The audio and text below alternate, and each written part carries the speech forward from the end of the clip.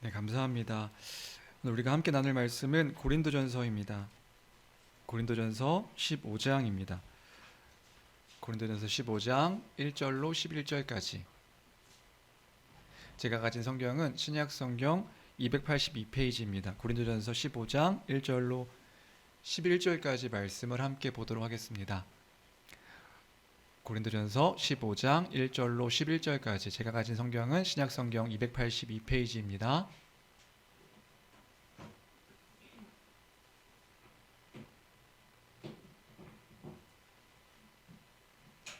네, 우리 어린 자녀들도 같이 있는데요. 네, 함께 말씀을 잘 기억하고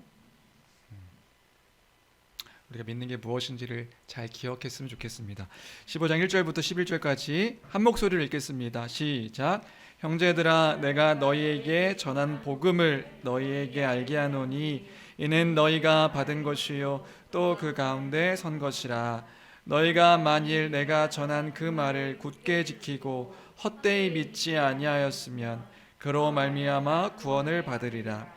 내가 받은 것을 먼저 너희에게 전하였노니 이는 성경대로 그리스도께서 우리 죄를 위하여 죽으시고 장사 지낸 바 되셨다가 성경대로 사흘 만에 다시 살아나사 게바에게 보이시고 후에 12 제자에게와 그 후에 500여 형제에게 일시에 보이셨나니 그 중에 지금까지 대다수는 살아있고 어떤 사람은 잠들었으며 그 후에 야고보에게 보이셨으며 그 후에 모든 사도에게와 맨 나중에 만삭되지 못하여 난 자 같은 내게도 보이셨느니라.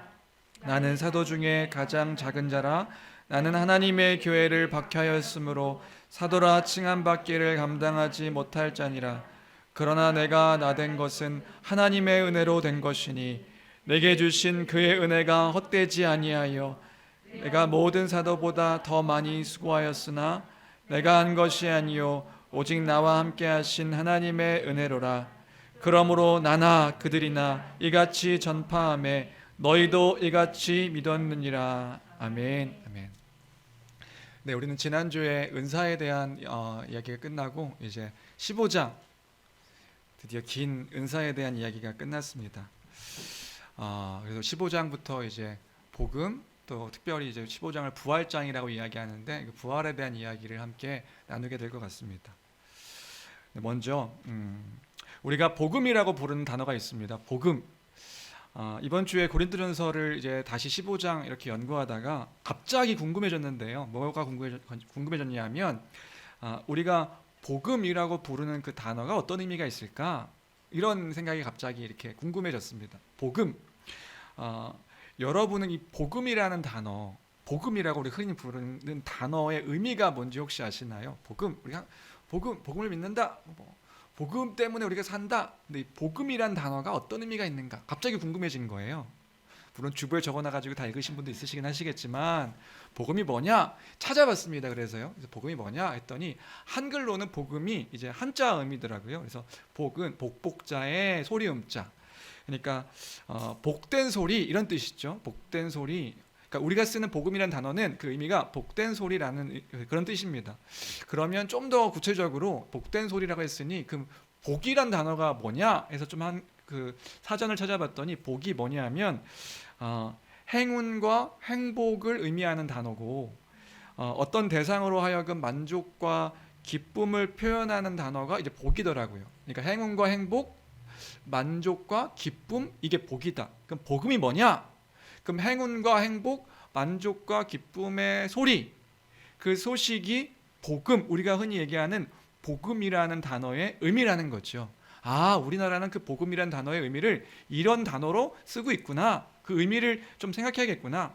뭐라고요? 행운과 행복, 만족과 기쁨의 소식. 이게 복음이란 단어의 의미구나. 영어로는 우리가 이제 영어로도 한번 검색해 봤는데요. 영어로는 가스펠, 그리고 또는 굿뉴스, 어떤 번역본에 따라서 가스펠로 쓰기도 하고 굿뉴스라고 쓰기도 하는데, 그럼 가스펠이라는 단어가 뭔가 찾아봤습니다. 그랬더니 이게 갓, 스펠 이거의 합성어더라고요. 무슨 뜻이냐면 그 신의 그 언어 뭐였죠? 신의 말씀, 그러니까 하나님의 말씀, 그러니까 하나님으로부터 오는 이야기, 이게 가스펠의 의미더라는 거죠. 그러니까 하나님이 전해주신, 그러니까 신이 전한 말씀, 신이 전한 이야기, 신으로부터 하나님으로부터 온 이야기, 이쯤의 의미를 갖고 있는 게 가스펠. 그럼 굿뉴스는 뭐죠? 굿뉴스는 말 그대로 기쁜 소식, 좋은 소식. 아, 그게 복음이구나. 그러니까 우리가 흔히 얘기하는 그 복음은 하나님이 전해준 이야기, 그 좋은 소식, 기쁜 소식이 이 복음의 의미구나. 마지막으로 뭐 다른 우리가 더 접할 뭐 러시아어나 이런 걸 볼 필요는 없으니까요, 그렇죠? 마지막으로 이제 그러면 성경 안에서 헬라어 원래 그 쓰여진 헬라어에는 어떤 단어로 쓰여졌을까 했더니 유앙겔리온이라는 단어가 쓰여져 있더라고요. 유앙겔리온이라는 단어 뜻은 뭐냐면 유앙겔로스, 이게 이제 사자, 천사, 메신저 이런 뜻이거든요. 어떤 내용을 전하는 사자, 이제 어흥 사자가 아니라 그 소식을 전하는 사자, 어떤 소식을 들고 이제 전해주는 사자가 이제 유앙겔리오스. 그럼 유앙겔리온, 그 복음이라는 단어의 원래 의미는 뭐냐? 그랬더니 사자, 천사, 어떤 존재들이 전하는 승리의 소식, 기쁨의 소식, 그게 이제 그 원어에서 쓰이는 복음의 의미더란 말입니다. 거의 비슷한 의미들이죠. 정치적이든 개인적이든 승리의 일들을 전하는 기쁜 소식, 승리의 소식, 이것이 복음이란 단어의 의미입니다. 우리가 흔히 얘기하는 복음을 믿는다 할 때 그 복음의 의미가 그런 의미라는 거죠. 그러니까 이 복음이란 단어 자체를 생각하면서 여러분들과 나누고 싶었던 것은 뭐냐 하면, 제가 이 복음이란 단어가 갑자기 궁금해져가지고 찾아봤는데 함께 나누고 싶은 것은 뭐냐면요, 이 복음이라는 단어 자체도 굉장히 설레이는 단어구나. 이 단어의 의미를 우리가 생각할 때 이 단어 자체가 굉장히 설레이는 단어구나, 이 생각을 했습니다. 이 복음이 뭐예요? 승리의 소식이라고요. 기쁨의 소식이라고요. 복음이 뭐예요?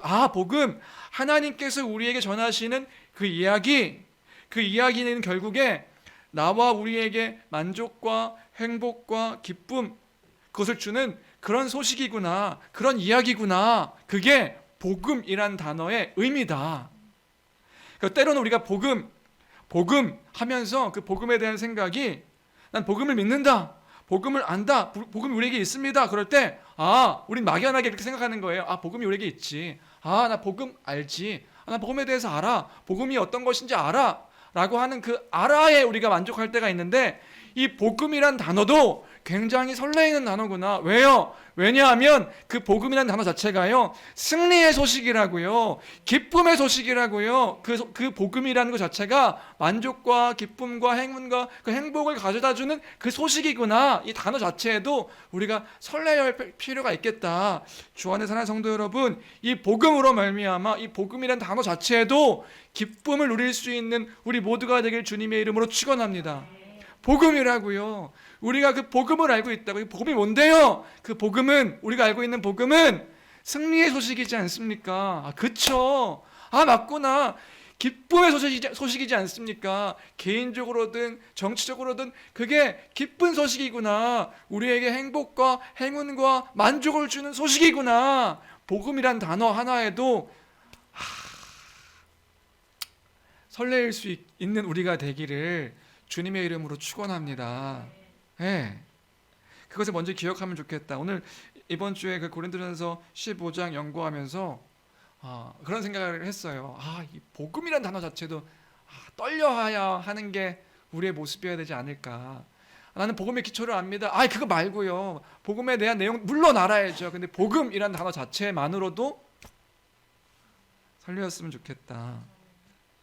사도 바울은 오늘 고린도 교회에게 전한 편지를 마무리하는 시점에서 고린도 교회의 마지막 주제에 대한 이야기를 하고 있는 것을 볼 수 있습니다. 그 마지막 주제에 대한 이야기는 뭔가 하면요, 복음입니다. 복음과 관련된 이야기, 그 복음을 다시 기억하게 한다라고 말하는 것을 볼 수 있습니다. 우리 15장 1절 말씀 다시 같이 한번 읽어볼까요? 고린도전서 15장 1절입니다. 1절 같이 함께 읽겠습니다. 시작. 형제들아,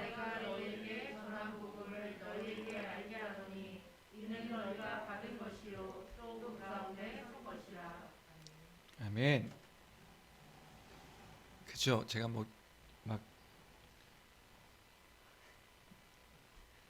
아주 그 연예인들 노래할 때 스모그 나오듯이 지금 지난번에 얘가 예배 끝나고 봤더니 얘가 축축한 거예요. 왜 나는 여기가 축축한가 봤더니 얘가 쏴가지고 너무 가까이 두지 말아주세요. 화면으로 모르시죠? 여기 지금 가습기를 틀어주셨는데 가습기 저한테 직방으로 와가지고 아주 축축했었는데 감사합니다. 사도는요 지금 교회에게 이렇게 말합니다. 뭐냐면 내가 너에게 전한 복음을 알게 한다. 이것은 너희가 받은 것이요 또 그 가운데 선 것이다. 그 얘기를 하고 있는데요. 교회가 전혀 모르는 어떤 것을 전한다 이렇게 이야기하고 있지 않습니다. 그러면요 그들이 이미 받은 것, 사도를 통해서 이미 전해 들은 것, 그리고 또 그 가운데 서 있는 것, 그 승리의 소식, 그 기쁨의 소식, 그것을 다시 알린다. 이렇게 지금 사도 바울은 이 고린도전서를 마무리하면서 이야기하고 있는 것입니다.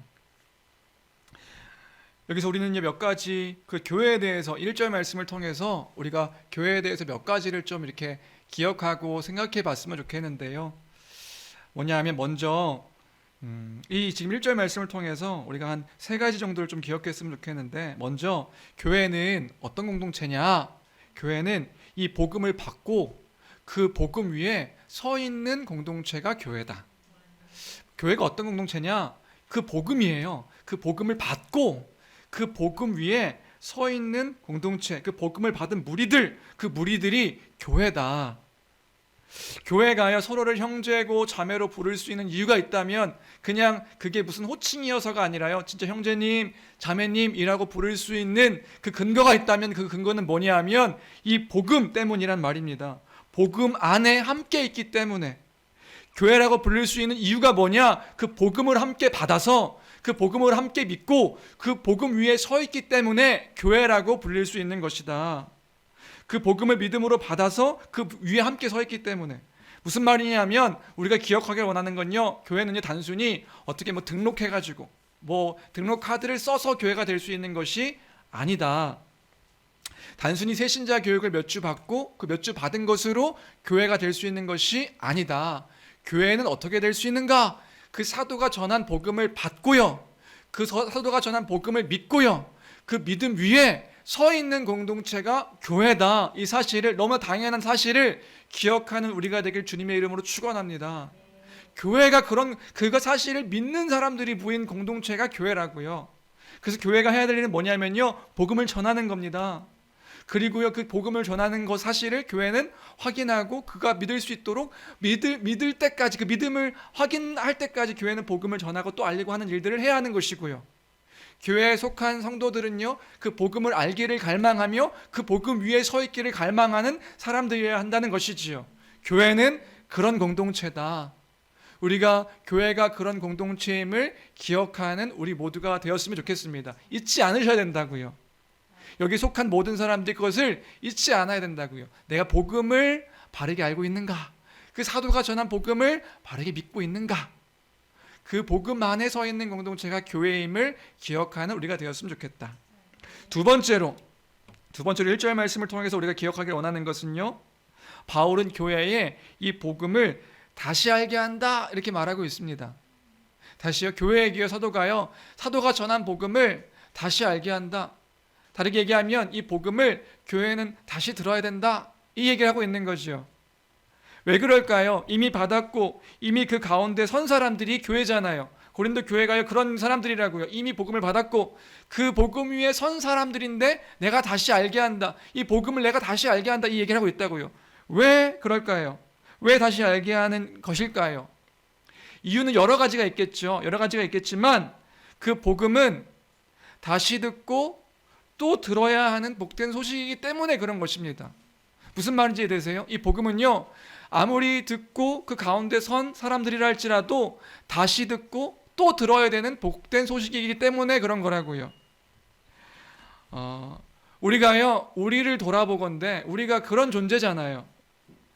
한 번 보고 한 번 알고 한번 이해했다고 해서 우리 안에 그 복음을 알고 있다고 해서 복음을 믿었다고 해서 우리 안에 모든 것들이 다 바뀌지 않습니다. 안타깝게도 우리는요 완각의 존재예요.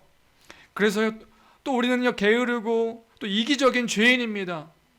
우리는 모든 것에요 익숙해질 때가 있습니다. 그래서 복음을 알고 복음을 믿고 있음에도 불구하고 믿는 자임에도 불구하고 우리가 그 복음을 잊게 되고 또 잊게 되고 망각하게 되고 그 복음 안에 있다 이야기하지만 그 복음 안에서 또 무너져 있는 우리의 모습을 볼 때가 있는 거예요. 그러니까 우리는 어떻게 해야 하는 거냐면 우리를 지키기 위해서 우리는 어떻게 해야 되는 거냐면 복음을 듣고 또 들어야 된다. 그 승리의 소식, 기쁨의 소식을 듣고 또 들어야 된다. 다시 복음에 대한 이야기가 기억될 필요가 있다는 것입니다.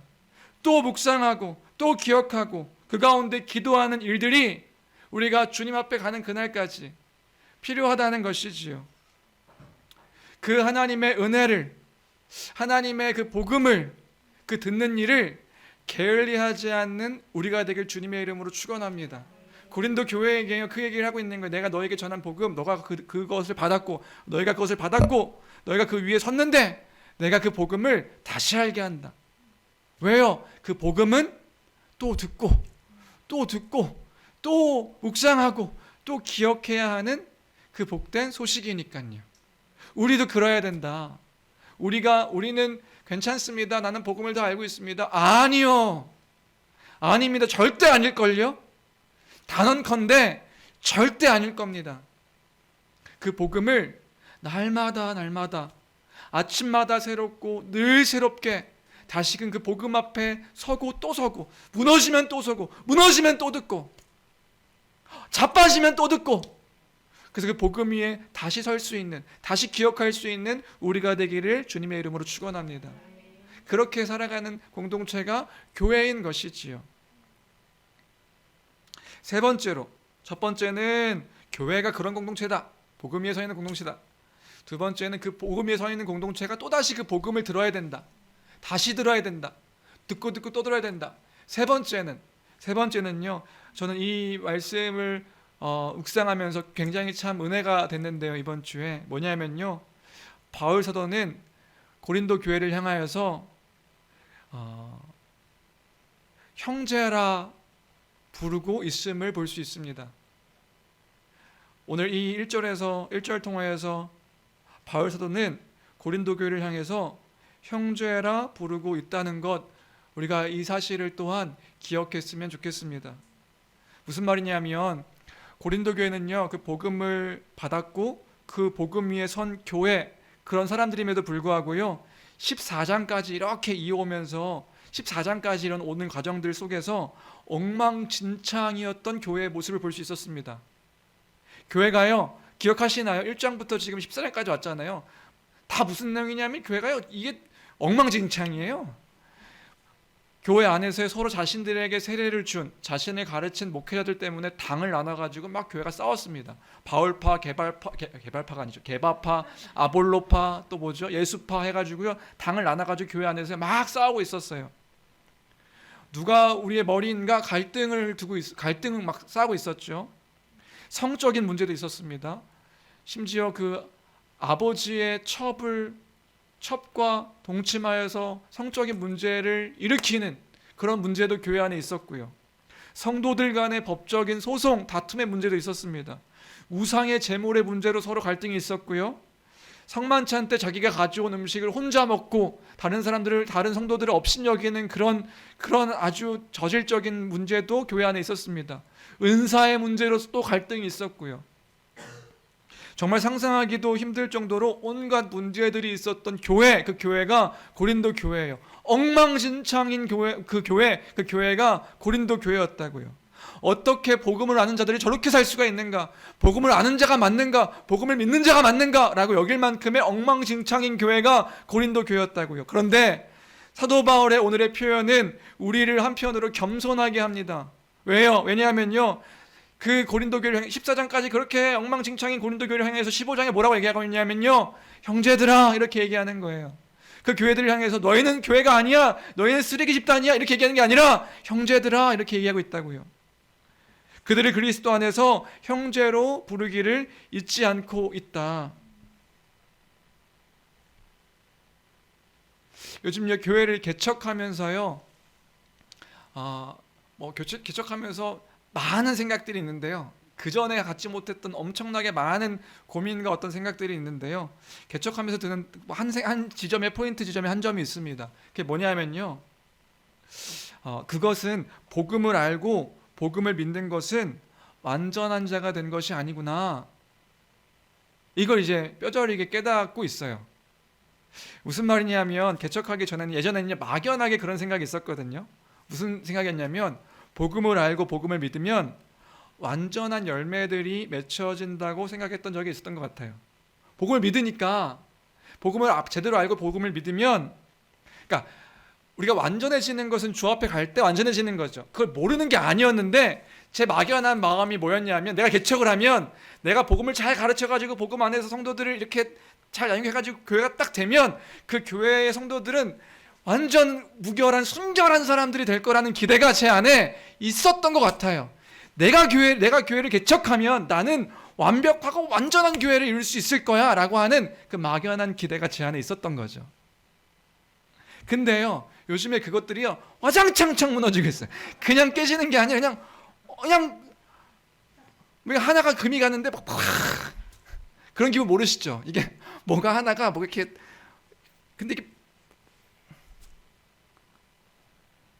근데 그러면서 저를 돌아보는 거죠. 그럼 너는 완전하냐? 이게 다시 저를 보는 거예요.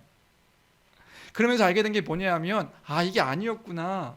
복음을 알고 복음을 믿는다는 것은 완전한 자가 되는 완성이 아니라 시작이구나. 무슨 말인지 이해되세요? 이건 시작인 거더라고요. 복음을 알고 믿는다고 해서 나의 모든 삶이 다 하나하나 완전하게 변하는 것이 아님을 이제 요즘에 더 이제 알게 되는 것 같아요. 근데 오해하지 마십시오. 안 변한다는 것이 아닙니다.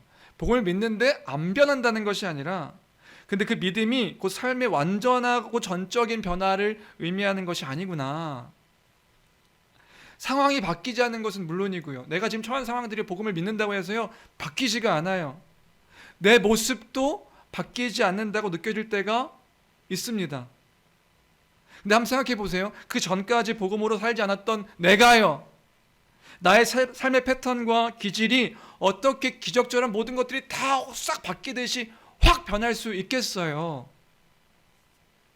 그런데요, 분명한 건 있죠. 뭐냐면 그 복음 안에서 그 주의 말씀, 그 뜻 안에서 그것이 진리인 줄 알기 때문에 하나씩 깨지고 변하는 거겠죠. 우리가 수요일날 금요일날 성경 강좌 때 얘기했던 것처럼 영림을 알아서 그 영리가 하나씩 깨어지고 순리로 바뀌어지는 것이 신앙생활인 것이라고요.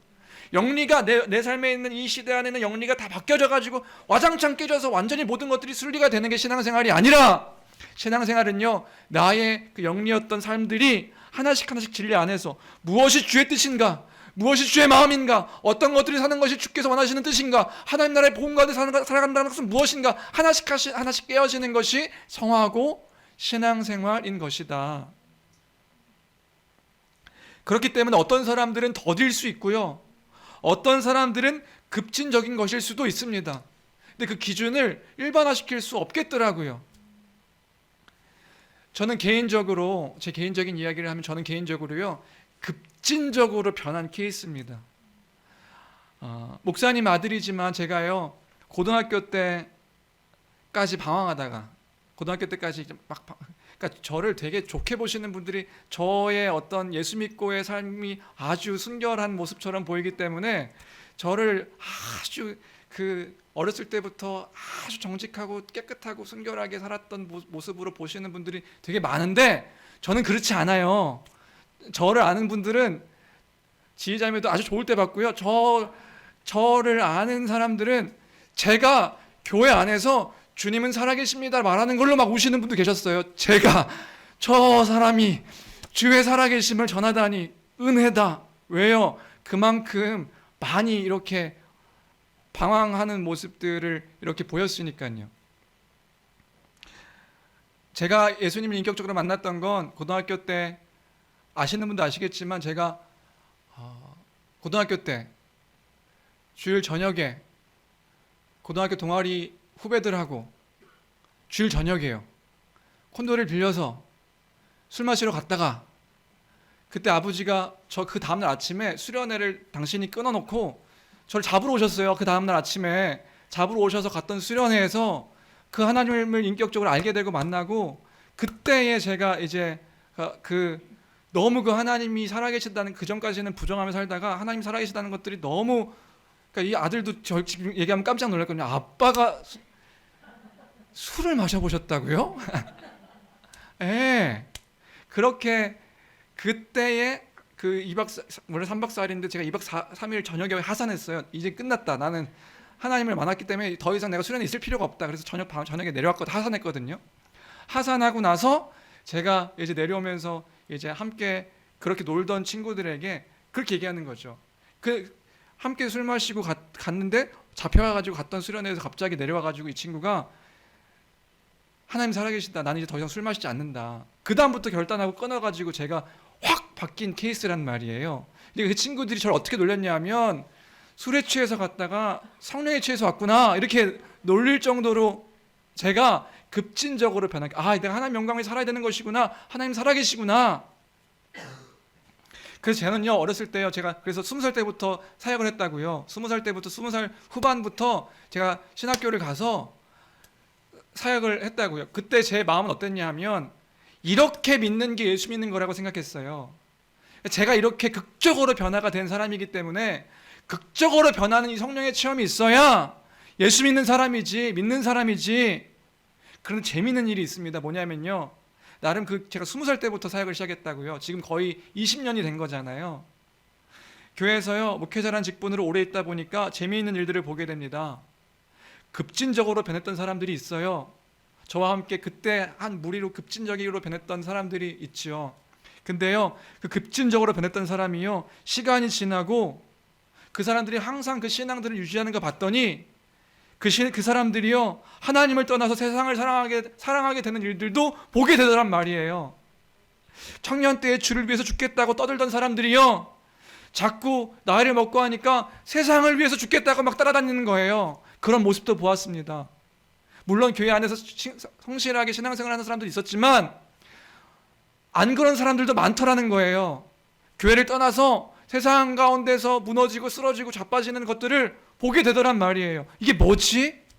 근데 반대로요, 교회 안에서 모태신앙으로 뜨뜻미지근했던 사람이요, 신앙을 지켜가며 교회를 떠나지 않는 모습도 보았습니다. 물론 그 사람들 가운데도 떠난 사람들이 많아요.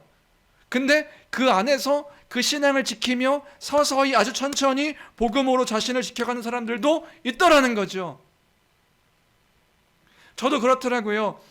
그래서 그렇게 급진적으로 변화된 다음에 저의 모든 삶이 다 바뀌었을까요? 아니요. 술은 끊었죠. 어떤 그 잘못된 일들에 참여하지는 않죠. 그런데요, 제가요, 처음부터 모든 것들이 올곧고 선하게, 모든 일이 주의 뜻에 맞게 지혜롭고 정직하게 선하게 바뀌었을까? 아니더란 말이에요. 저는요, 지금 저를 돌아보건대, 이제 저를 돌아보건대요, 지금도 엉성합니다. 지금도 제가 혼자 계속 되뇌는 건 멍청합니다. 지금도 연약해요. 지금도 어리숙합니다. 주의 도움과 은혜가 아니면 단 하루도 살 수 없구나, 그냥 고백하는 삶인 거예요. 어렸을 때는요, 이게 급진적으로 변한 다음엔요, 내가 이런 사람이란 말이야, 뭔가 용감하게 용기 있게 막 질러대는 거라도 있었는데, 지금은요, 질러대는 것도 못하겠어요. 그런 용기도 없습니다. 옛날에는 진짜 못 모르고 막 질러댔어요. 그렇게 살면 안 됩니다. 그렇게 사는 건 옳지 않습니다. 예전에 재밌는 얘기 드릴까요? 저만 재밌을 수 있는데, 제가 20대 초반에 어떤 그 주일학교 선생님이요, 갑자기 그 가정이 어려워지셨어요. 어려워지셔서 제가 주일학교를 맡고 있는 주일학교 교사 선생님이세요. 저보다 저를 가르쳐 주셨던 주일학교 선생님, 제가 어렸을 때 저의 선생님이셨던 선생님이 저한테 오셔서 주일학교 교사를 못 하겠습니다. 제가 어디 먼 데로 이사를 가야 될 것 같습니다. 제가 뭐라고 말씀드렸는지 아세요? 그때는 그런 용기가 있었다고요. 어디 주님께서 맡겨주신 사명이 있는데 어딜 가십니까? 무슨 말인지 이해되세요? 그 성도가 지금 그 이사를 가려고 이 지역을 떠나야 되는, 사업이 잘 안 돼가지고 결국에는 그런 상황인데, 제가요, 그렇게 그 사람의 인생을 어디 가십니까? 지금 맡겨진 사명이 있으신데 이 주일학교를 두고 어디 가십니까? 그분이요, 제 말을 듣고요, 자기가 떠나려고 했던 것들 다 접고 교회를 섬기는 일들을 하셨어요. 그땐 그런 용기가 있었다고요. 지금은 그 말에 주저주저합니다. 그게 무서운 건지 알았거든요. 무슨 말인지 이해되세요? 아, 목사님 지금도 그래 주셔야죠. 제가 지금은 그런 말들을 잘 못해요. 너무나 다양한 상황과 환경과 처해지는 것들이 이제 보이기 시작하는 거예요. 그 성도가 어떤 상황에 처해졌는지를 보이기 시작하는 거예요. 어떤 일들이 있을지를 이제 보기 시작한, 그때는 안 봤거든요. 볼 이유도 없었고 잘 몰랐고요.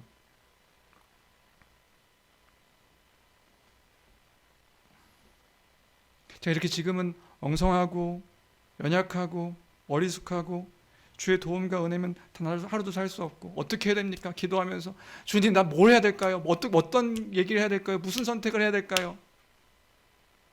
여러분, 뭐가 맞을까요? 뭐가 정답일까요? 하나님의 다루심이 다른 거라고요. 사람마다 급진적으로 변해서 살아가는 사람들이 있고, 천천히 미지근하게 살아갔던 사람들이 있고, 또 한편으로는 급진적으로 그 주를 위해 살다가 했다가 넘어지는 것들 통해서 또 다시 돌아오는 사람들도 있고, 천천히 갔다가 미지근했지만 그 가운데서 주님의 복음을 하나씩 알아가는 사람들도 있고, 결론은 뭐냐면요, 하나님의 그의 인생을 다루심이 다른 것이다. 창세기를 보면요, 아브라함을 다뤘던 하나님, 이삭을 다뤘던 하나님, 야곱과 그 12아들을 다뤘던 하나님은 동일하신데요, 다뤄가는 방식들이 다른 것입니다. 다르더라고요. 아브라함의 인생을 다뤄가시는 하나님의 그 일하심, 이삭을 다뤄가시는 하나님의 일하심, 그 12 형제들을 다뤄가시는 하나님의 일하심. 그런데요, 그런 그 한편으로 엉망진창인 그 교회들, 서로 어떻게 막 싸우며 갈등하는 교회들, 오늘 사도 바울은 그 형제들을, 그 사람들을 뭐라고 부르고 있냐고 하면 형제들아 이렇게 부르고 있다고요. 바울의 뜻과 생각들 가운데는 다 그 수준에 못 미쳤을걸요. 근데 그들을 향하여서 부르기를 잊지 않았던 건 뭐냐 하면 형제들아 이렇게 부르고 있다는 것을 우리는 기억하는 우리가 되길 주님의 이름으로 축원합니다. 나의 기준이 아니라 하나님께서 일하셔서 그 복음 가운데 그들을 세워가시고 있는 그 하나님의 세우신 교회를 본 것이지요. 그들을 향해서 뭐라고 얘기하고 있냐면 형제들아, 우리 모두가요, 어떤 모습 가운데 어리숙한 모습이 있어도 그 믿음을 믿는, 그래서 이 교회가 된 우리 교회가 형제 자매임을 잊지 않는 우리 모두가 되길 주님의 이름으로 축원합니다. 주님이 우리를 부르셨다고요. 주님이 우리를 예수 그리스도의 복음으로 부르셨다고요. 그 복음으로 부르신 우리가 함께 모였을 때 그 지체들을 바라볼 때 형제 자매임을 잊지 않고 그 안에서 그들을 바라볼 수 있는, 더디면 그 더딘 것들을 기다려주고, 또 급진적이어서 막 뭔가 이렇게 막 그런 사람이 그런 저 같은 사람이 있을 수도 있겠죠. 용납해주고 또 기다려주는 그런 성숙한 교회가 되기를 주님의 이름으로 축원합니다. 오늘 1절 말씀을 통해서 이 세 가지 기억하기 원했던 거고요. 다음으로 고린도전서 15장 3절에서 4절입니다. 고린도전서 15장 3절에서 4절까지 우리가 같이 함께 읽도록 하겠습니다. 함께 읽습니다. 시작.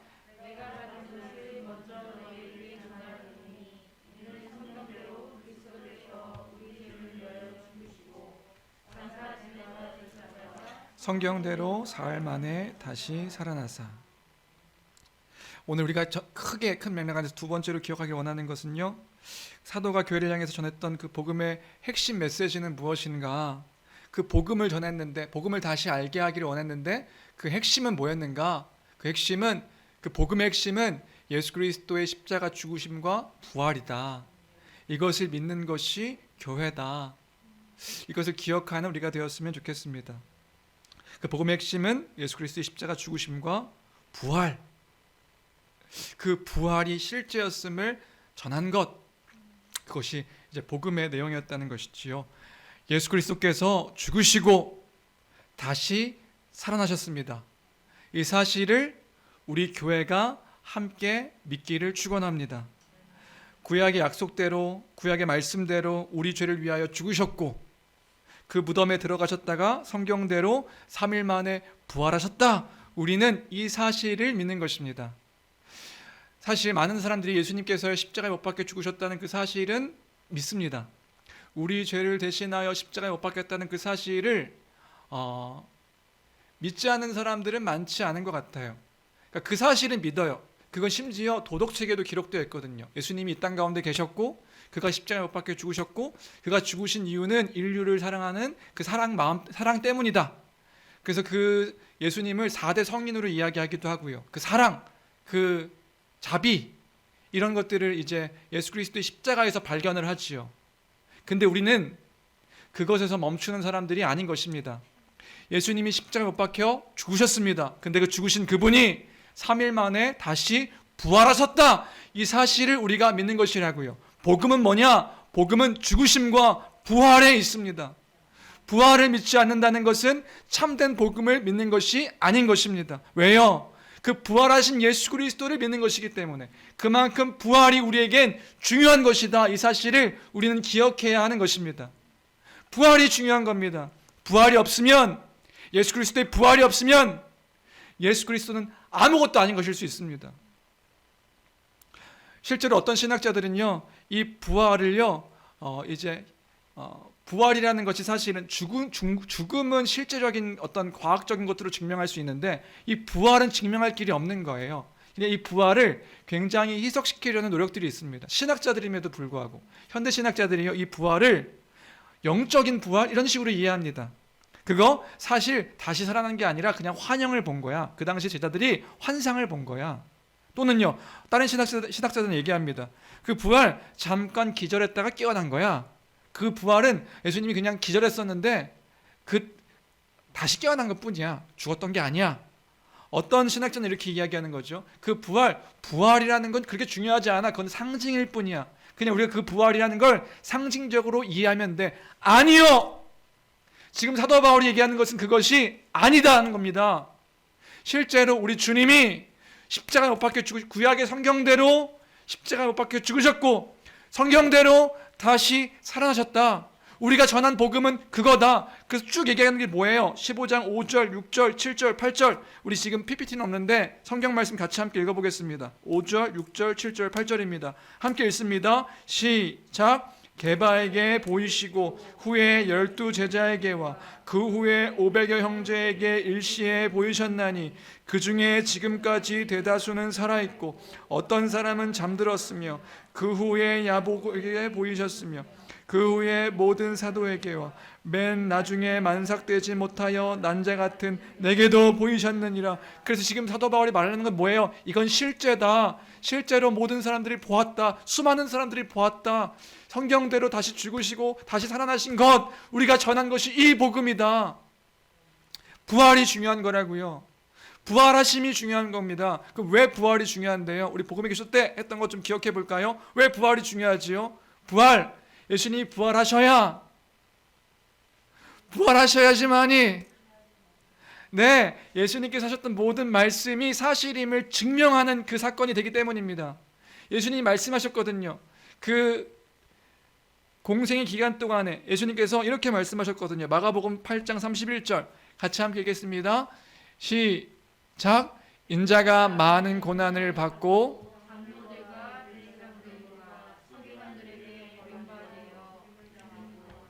사흘 만에 살아나야 할 것을 비로소 그들에게 가르치시되.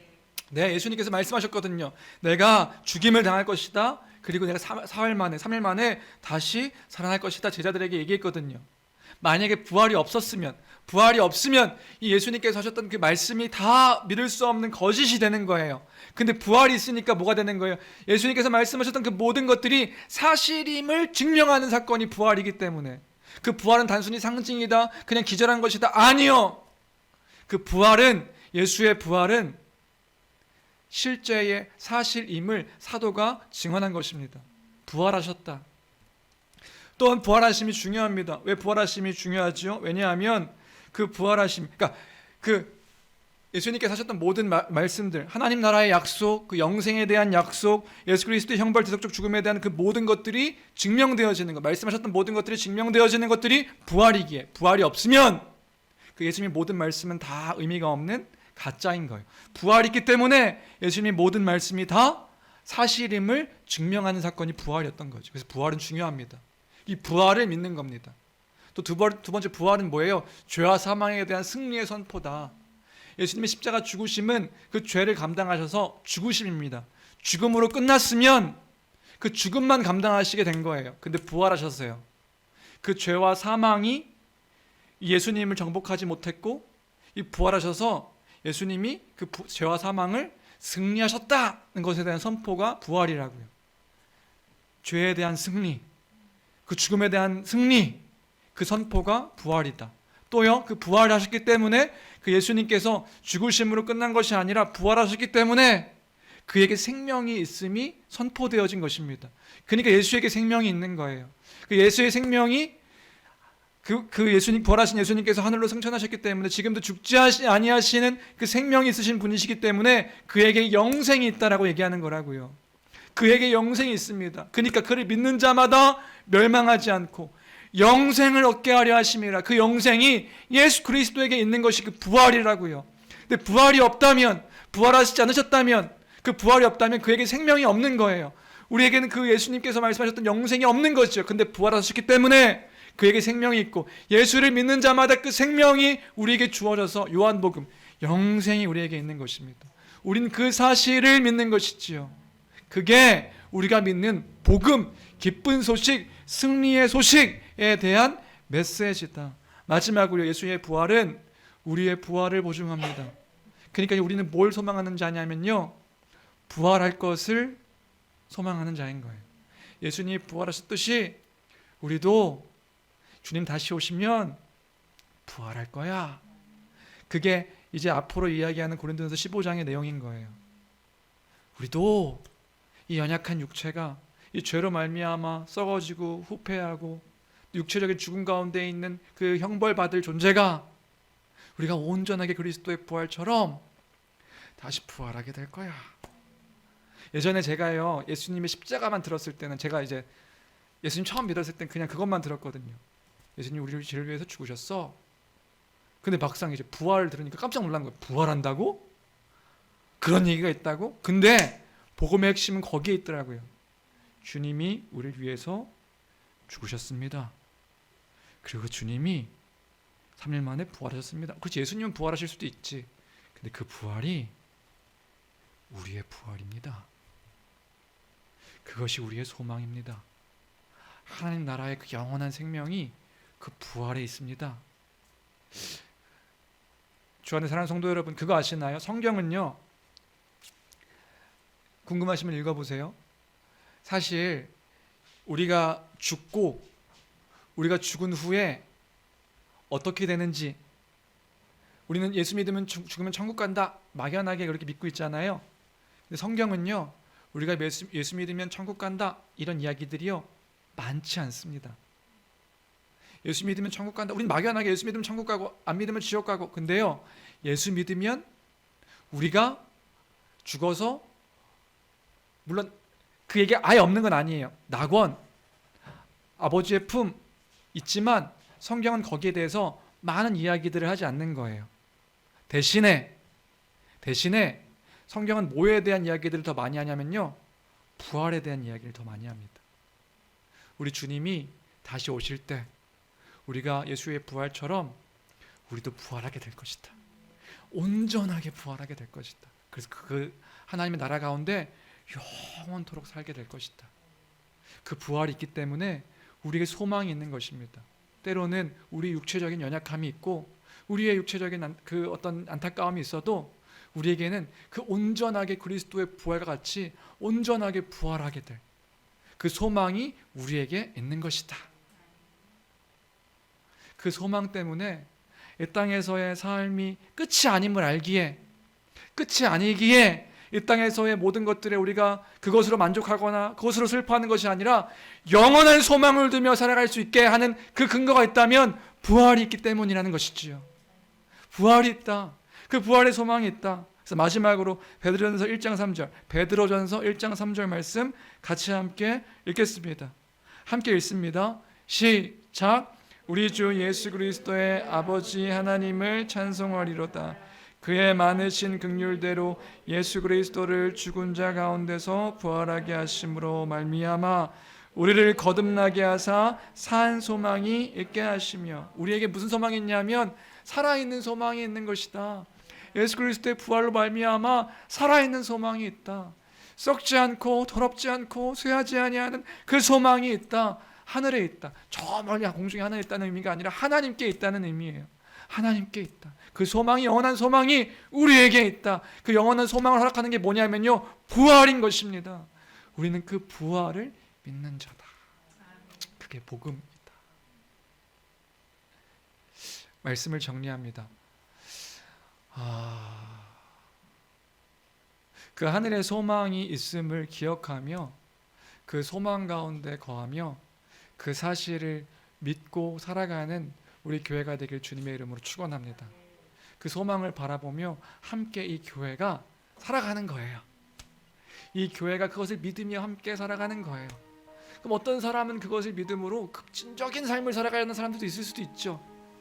그 믿음을 때로는 우리는 부러워하기도 합니다. 주님을 위해서 모든 것들을 다. 또 어떤 이들은 하나씩 천천히 그 더디지만 그 복음을 알아감으로 변화되는 사람들도 있을 수도 있지요. 그럼 때로는 그런 교회가 엉망진창인 모습을 보일 때도 있을 수도 있습니다. 그러나 우리가 그 가운데서도 잊지 않기를 원하는 것은 그때에도 우리가 그 복음 안에 함께 있는 형제요 자매인 교회임을 잊지 않기를 주님의 이름으로 축원합니다. 그러면서 함께 그 주님 다시 오심을 기다리며 그 주의 영광의 나라를 소망하며 함께 그렇게 나아가는 것이지요. 함께 나아가며 함께 사랑하며 그 말씀대로 살아가는 것이지요. 그리스도의 영광의 충만함이 무엇인지를 드러내며 나타내며 그렇게 우리가 이제껏 배웠던 그 고린도전서 14장까지의 내용들을 기억하며 살아가는 것이지요. 주의 말씀이 주의 뜻이 무엇인지를 알아 그 말씀 가운데 내 마음과 생각과 내 뜻을 처복종시키며 그렇게 주 뜻 안에 살아가는 것이지요. 어린아이로부터 어른이 이르기까지 이 복음 가운데 거하며 이 복음을 소망하며 이 복음 가운데 있으며 살아가는 저와 우리 교회 되기를 주님의 이름으로 축원합니다. 그렇게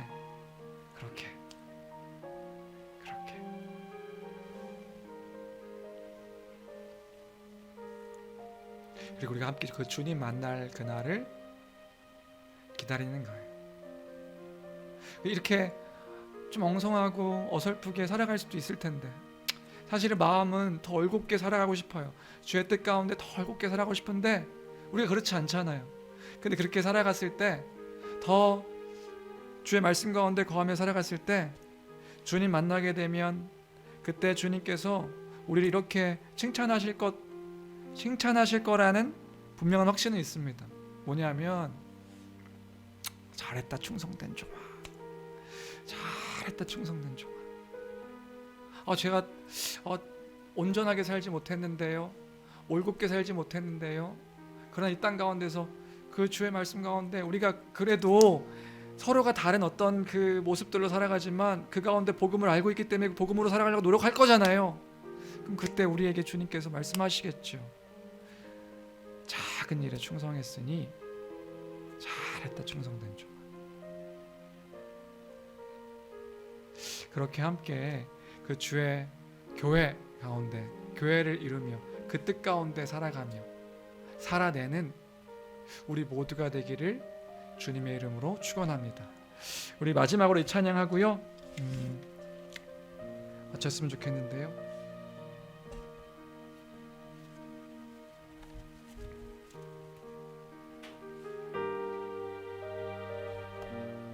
우리 하늘 소망 이 찬양하고 기도하고 마치겠습니다.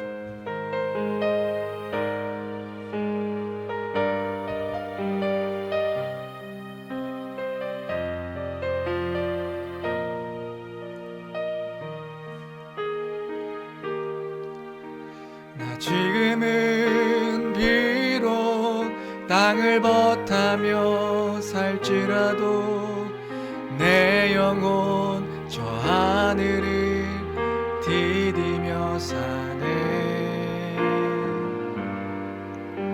내 주님 계신 눈물 없는 곳, 저 하늘에 숨겨둔 내 소망 있네. 보고픈 얼굴들, 그리운 이름들 많이 생각나. 때론 가슴 터지도록 기다려주는 내 아버지 넓은 품 날 맞으시는 저 하늘에 쌓둔 내 소망 있네. 주님 그 나라에 이를 때까지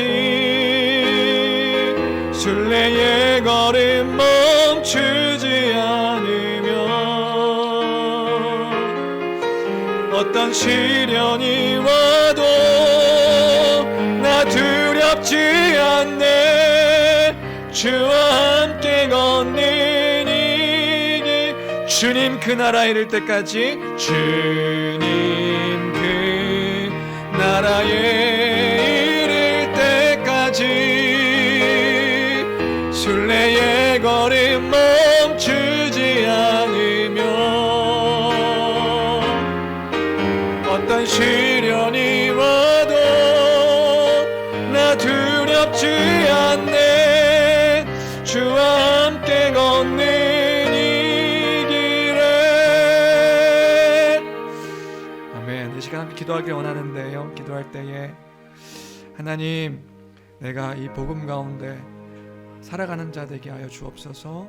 우리 교회가 이 복음 가운데 함께 살아가는 교회 되게 하여 주옵소서.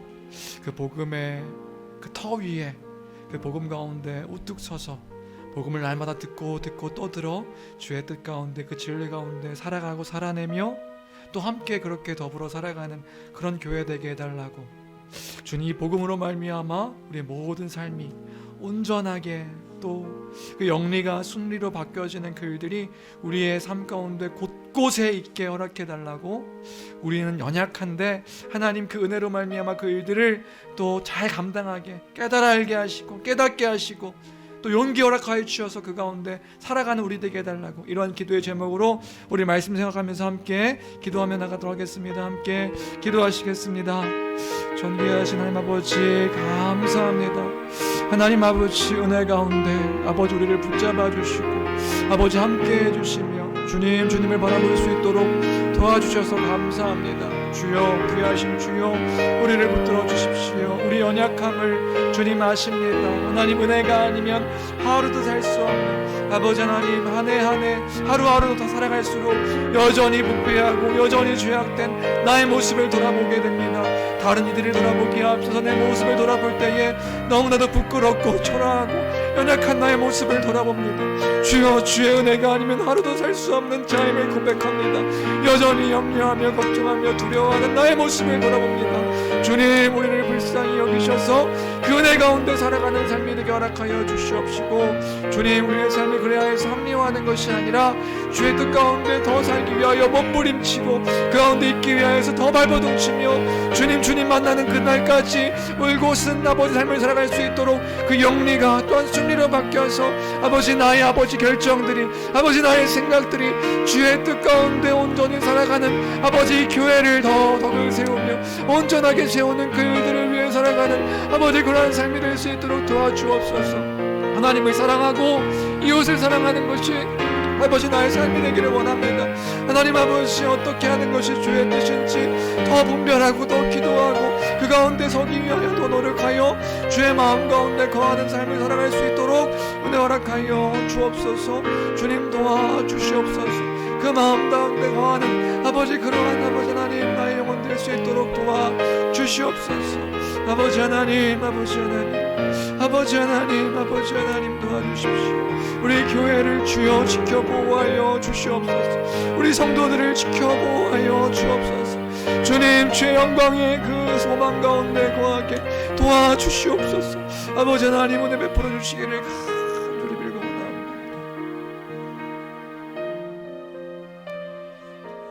하나님 아버지 감사합니다. 오늘도 우리를 은혜 가운데 불러주셔서 예배하게 하심에 감사드립니다. 귀하신 주여, 자녀로부터 우리 어른의 장년들 이기까지 그 복음을 바로 알고 바로 믿고 그 가운데 살아가는 교회 되게 허락하여 주옵소서. 예수 그리스도의 십자가 죽으심과 부활로 말미암아 이루게 하신 그 소망을 우리가 붙잡고 그 소망 가운데 거하며 묵묵히 그 길들을 함께 감당할 수 있는 그런 교회 되게 허락하여 주옵소서. 아버지 하나님, 하나님께서 이 모든 것들 가운데 주인 되어 주시고 주장하여 주시고 이 교회를 주께서 그 뜻 가운데 바르게 세워 주옵소서. 함께 해주시기를 간절히 빌고 원하며 귀하신 우리 주 예수 그리스도 이름으로 기도합니다. 아멘.